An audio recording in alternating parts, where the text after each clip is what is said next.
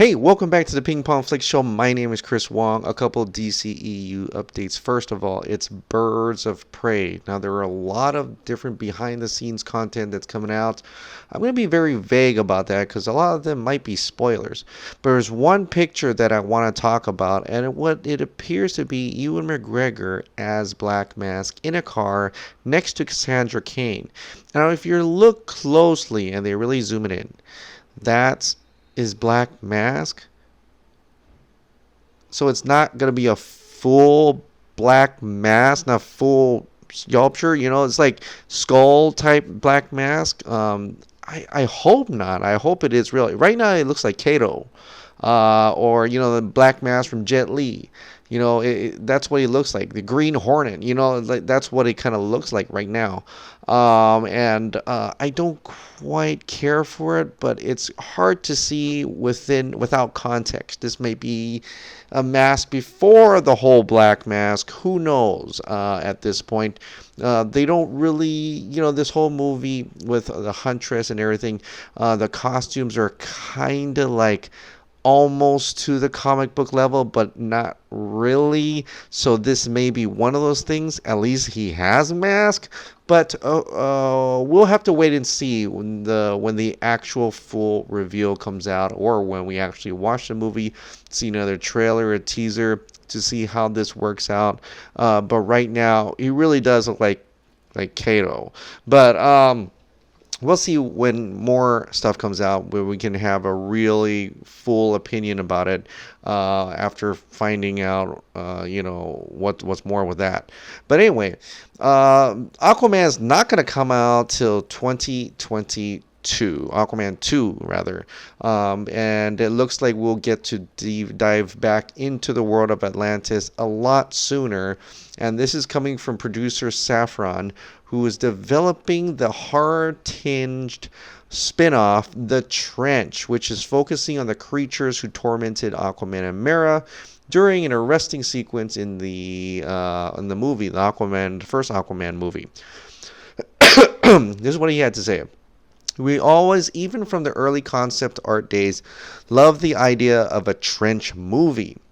Then when audiences embraced it in the movie itself the way they did, particularly that ant farm shot where the camera follows the trench creatures following Arthur and Mera down into the deep, we just knew that we had something very special there, and we knew what that movie should be.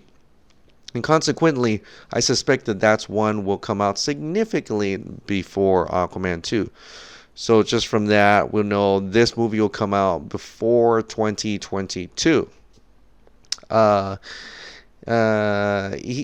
He since he has collaborated with Walter Hamada and James Wan before, specifically the Conjuring universe, this does feel like that shared universe where they had the Conjuring, Annabelle, and the Nun, and I think they're still making the Crooked Man, but we'll see.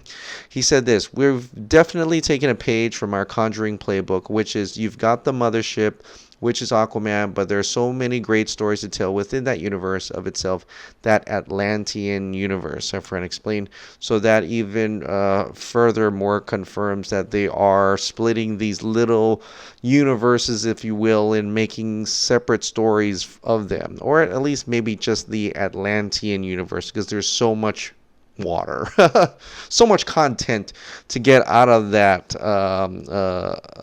universe, and so. But they want to do it right. They don't want to do it fast. They want to do it right. But still, yet they're expecting this to come out before 2022, which is the Aquaman 2.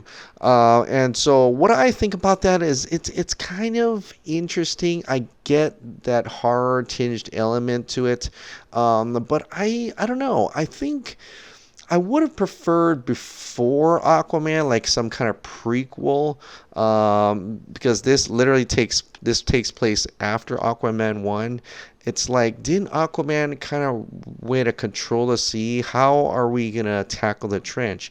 And I'm really curious to see what that is. Like, what if, is it hard, meaning like humans get stranded on a boat and they get stranded out in the trench? And then you'll have those conversations like, well, if they are, then how come Aquaman or someone's not saving them? So I'm really curious what that's about. Or does it go right in the trench, like like someone gets caught in the, that world of the dinosaurs and stuff like that. That's where he ultimately found his mom. Spoiler, whoops. But I'm sure you already seen it. But yeah, is it gonna be on that island, or is it gonna be just the ocean part? I don't know. So I'm really curious to see about that. Of course, they're really trying to make strong standalone movies, and they're talking about how Saffron believes that, right now we can make just standalone for now, further confirming Kevin Tsuchihara's thoughts and Toby Emmerich's thoughts that we don't really need a Justice League right now. We don't need a team up right now. It's more standalone type movies right now. So they're going to just go ahead and do that, which is okay because we did the Justice League, and then ultimately it would have branched off to these standalone movies anyway, if they had the Justice League done right. But it would have eventually gone this route anyway, so I'm fine with that. And later on they'll come back together at a certain point in time. They'll definitely get back there, and they'll have to. So that is that with the trench. Aquaman, the trench, then Aquaman 2. Who knows what else they have in the pipeline, right? So the next thing is the movie that is coming out April 5th. That I'm pretty excited for. A new trailer dropped, right? And this is actually the day before, or yesterday rather. And so this new trailer for Shazam. It's not the trailer that was leaked out where they had the Superman the boy humming the Superman theme, which is good because that would have caused a lot of chaos within this DCEU community. So I'm glad it's a new trailer. And it's an entertaining trailer. I like it. I love it actually, and I love it more when my kid, he's jumping around and going Shazam. Once in a while I'm working and he just jump over here and he goes Shazam, and I know he really wants to see that movie, and that speaks to him because it's not like Superman where he's already an adult and then he's just trying to be adult. He literally can. He's got that. Not he knows he can't, but he's got that feeling of being. Okay, well, a kid can transform to a superhero. Maybe I can do it too because I'm a kid. I'm a kid like that kid in that movie. So I see how that's going to, work with him and how he gets excited because of that aspect that's in this movie. A kid turning into a giant superhero, and he can do all these things. He can fly, he can super strength and do all these cool stuff. And so I think that movie means a lot to him. And I can't wait to take them to watch it. We're on April 5th, or whatever that weekend is. So that I see, and that's why I love it a lot more. Plus, the movie shows not a lot, which is good because I know they're hiding quite a bit of stuff. I mean, they're definitely hiding the creatures, the seven sins, possibly cameo from some dude, maybe, I don't know, but they're definitely hiding a lot of the action and the adventure, and they're just concentrating on that element of a kid being a superhero and testing out his superpowers. And it is fun stuff. Like, he makes mistakes, Freddy kind of has to reel him in and show him the ropes and stuff like that, but you do get like snips and bits and tidbits of the fights and stuff like that, which is cool. Lots of Easter eggs, and I think this is going to be a really fun time in the theater for DCEU fans, current DCEU fans. You've see something in here that you'd like that whole Man of Steel fighting and then the shooting, flying there, little things about Superman, like I said earlier, leaping, and he goes through a building and says, I'm sorry. It's funny stuff like that. It's naturally funny. It's not like they're waiting for a pause and it's like, joke, get it? All right, move on. It's naturally funny. It flows naturally, and this is how David F. Sandberg's going to do his movie. So, very good.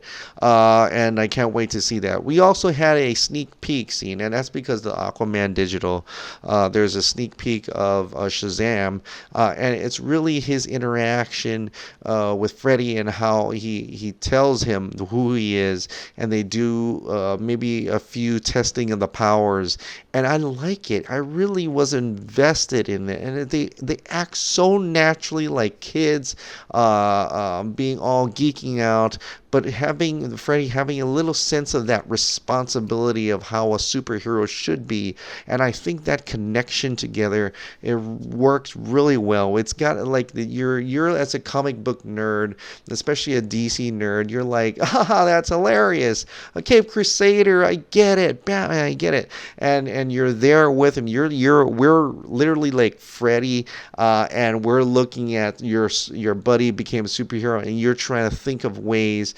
how that would work, what powers he could have, why is he dressed like that, and things like that. I think it plays really well, and I think we'd get a real good kick out of it in the movie theaters, and that's why I'm really excited for this one as well. So Shazam coming out April 5th. Check out the trailer. It's fantastic. Check out the sneak peek, and also when you get a chance, I think Aquaman is out, or at least is on iTunes, but I gotta go get it, and waiting to hear more about that. But that's it. Oh, one more thing is that Shazam, okay, I almost forgot about this.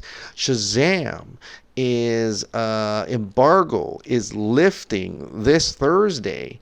Yeah, you're like, what? That's right. Press screenings have started. Press screenings have been done today or tonight, and they're already lifting 3 weeks before release. That shows a definite amount of confidence in this movie. They know they've got something good here, and from what reaction you can kind of tell, they can't do social media reactions, no, don't get me wrong, but the kind of words that people are coming out of that screening seems really positive. So I'm really looking forward to seeing once that embargo lifts. It's kind of weird because Captain Marvel, the Marvel Captain Marvel embargo lifted today, 3 days before the theatrical release of Captain Marvel.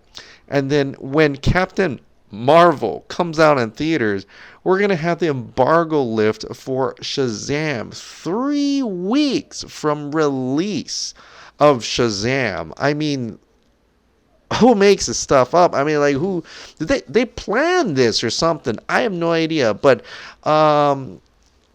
it's interesting how they're marketing that and the timing of all that, it seems. I mean, Captain Marvel and Shazam in the same year as well.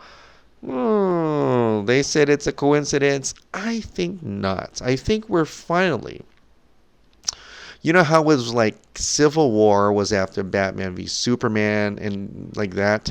We're finally upping it. DC's finally upping it. We're following after, and we're going to reap the rewards that the other one didn't. Maybe.